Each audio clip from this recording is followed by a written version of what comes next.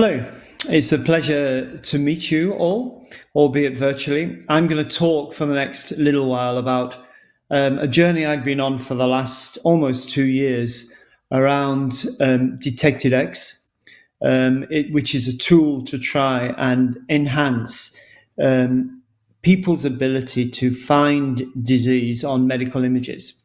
So it's around perfecting detection through education, but using clever algorithms, using artificial intelligence to improve the ability of clinicians to actually find the disease. So a little bit of history about myself. I'm a professor of diagnostic imaging within the University of Sydney, and I've been in that position for 12 years. And we have been developing, my research for my lifetime has been around improving detection of disease. And we developed various tools over the years that's helped with that. But we decided about a year and a half, actually 2 years ago, that we could do things more quickly and with greater impact if we commercialized what we did. And so from our research experiences and what we achieved with research, we decided that we would create DetectED-X as a way of ensuring that every clinician anywhere in the world has access to what we offer. So just to give you a little bit more background, here is an image of a mammogram. It's an image of a breast. And for those of you who are still awake after lunch, you'll be looking for where you think the suspicious cancers or lesions are on this image. And if you are awake, you may have identified those features. And if you had identified those features, you'd be wrong. They're all normal aberrants and they're not anything to worry about. What we should have been focusing on are those appearances, which are much more difficult to detect, much more difficult to see. And this is the challenge we have with medical imaging throughout the world, is that disease can be present on an image, but it's sometimes extraordinarily hard to find that disease on that image. And this is what we try and improve. And it's a bit like looking for Wally, in that we're looking for something that looks very much like lots of other things. But instead, with medical imaging, we rarely have color to help us. And with Wally is on every page. In breast cancer screening, for example, Wally is only there on 1 in 200 pages. So now imagine a book of 200 pages, all with Wally's on it.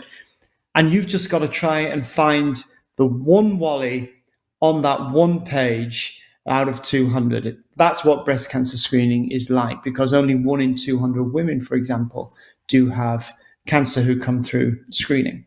So we decided, one of the first things I did when I arrived in Australia, we decided to see what the performance of experts was like within Australia. Now, bear in mind that Australia do have the best clinicians in the world, and we have plenty of evidence to support that claim.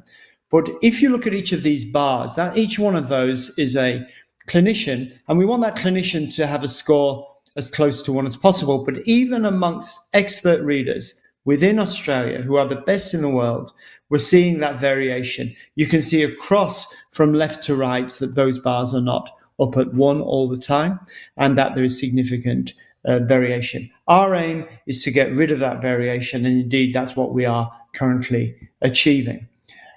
So we transform disease detection through intelligent education.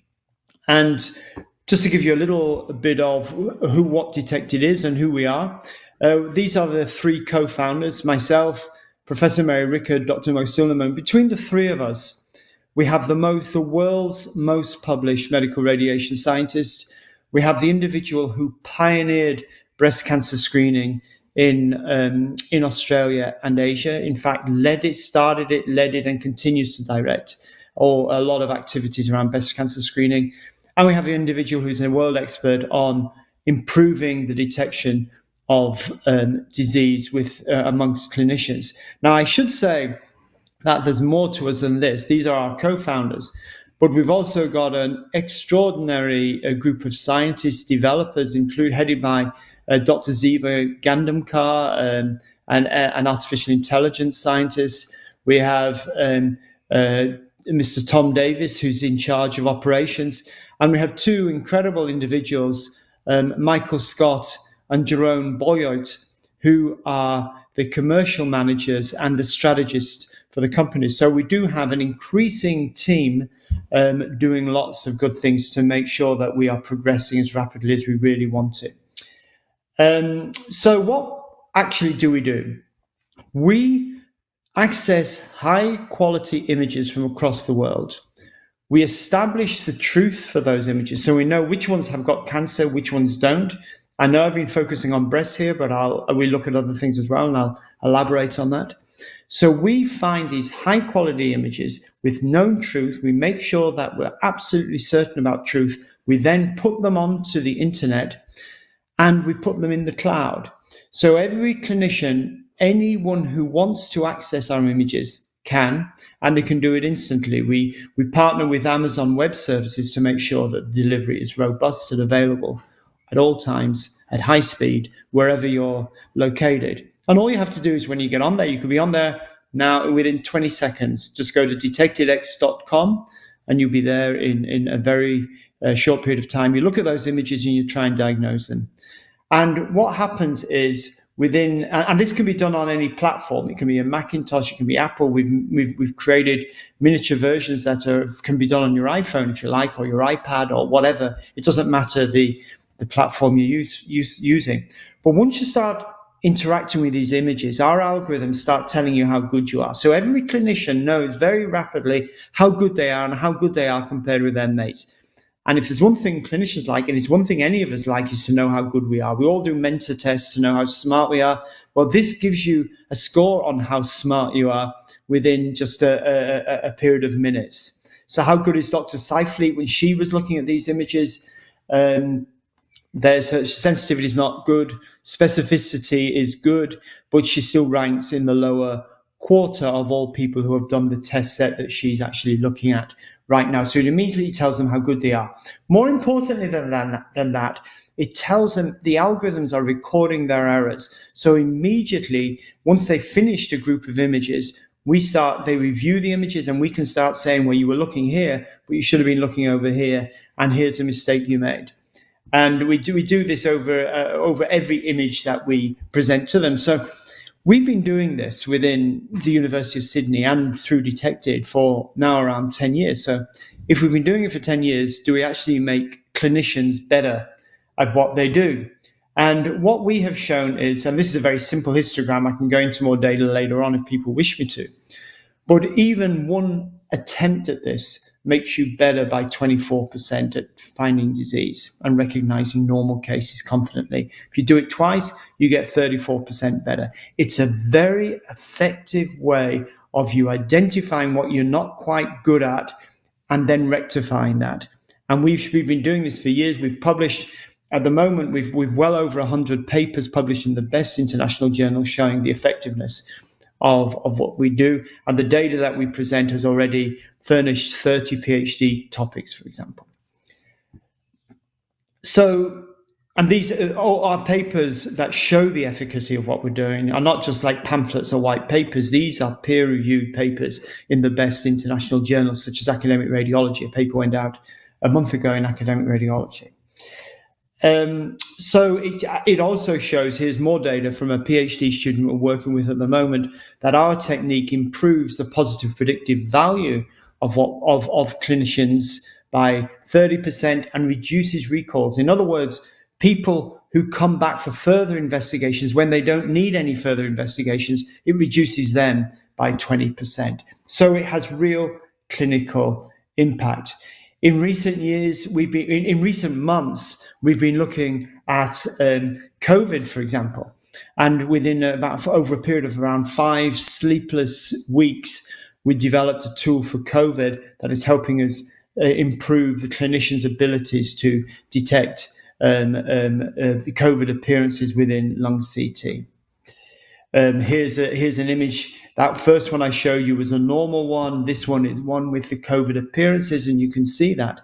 And we were very excited that within within a month of us launching the COVID tool, which was in April, which got very good media coverage, we actually were used in 150 countries throughout the world. And that was really a tremendous outcome for us. This is what the peers are saying. This is a peer review from Harvard Medical School. Clinicians like our tool. It's cool, it's quick, it's relevant, it's high quality, and people get the results as rapidly as they need them. Is the future promising for us? We think so. What's critical to us are images. We must have lots of high quality images with known truth, and we have those. We've signed agreements with various bodies to enable that to happen. Artificial intelligence. People can say, well, why do we need humans to look at images at all? We've got artificial intelligence. The truth is that artificial intelligence will not replace humans for some time. It will complement humans at best in the short term. So humans are still going to be around for a long time looking at images. But we're using artificial intelligence in a unique way. It's not about diagnosing the image. It's about finding the best education for the individual. So if you look at this, our artificial algorithms, if you look at the images, our artificial algorithms are instantly working out what you're good at, what you're bad at, and then gathering an educational group of images that suit you. So every individual using our platform starts to get a tailored educational experience. So it's not just giving you the same again and the same again. We are actually tailoring every individual's experience in terms of this educational tool. And this is the way education must go.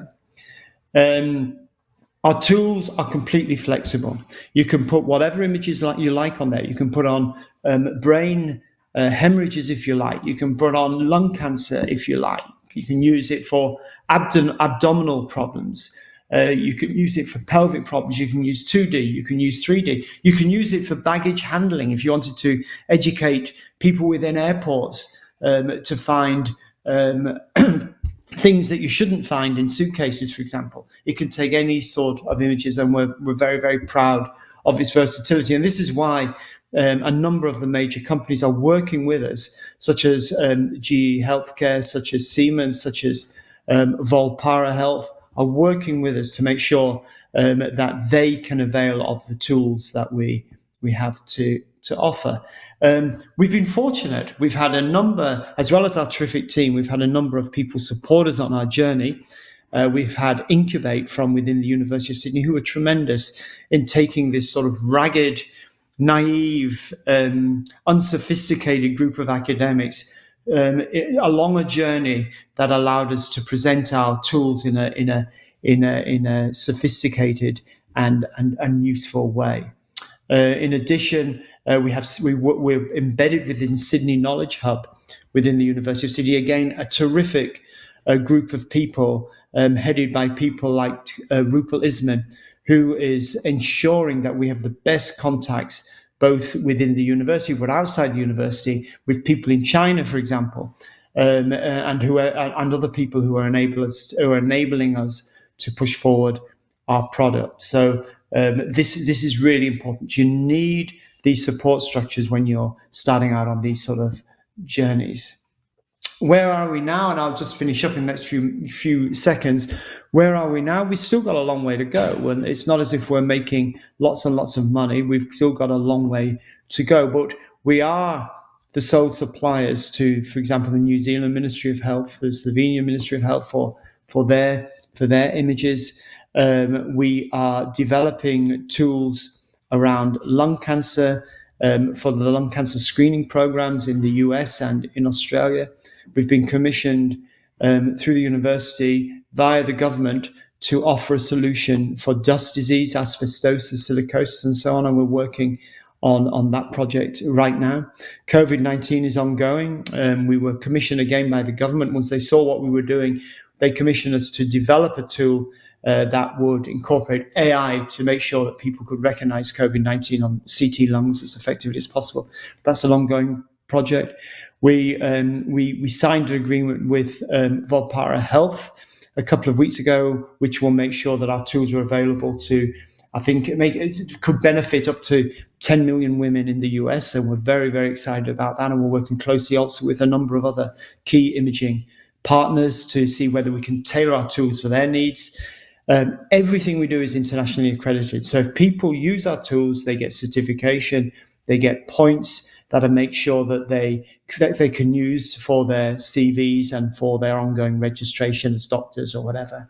We've already, in the period of in the last 10 months, we've received 2 major awards, competitive awards for best startup company, for example, in Asia Pacific, and we are being used in 150 countries. So I think in a nutshell, that's who we are. That's the journey we're on. We've still got a long, long way to go. But it's been exciting. It's been new. It's been extraordinarily different from my perspective from what I normally do.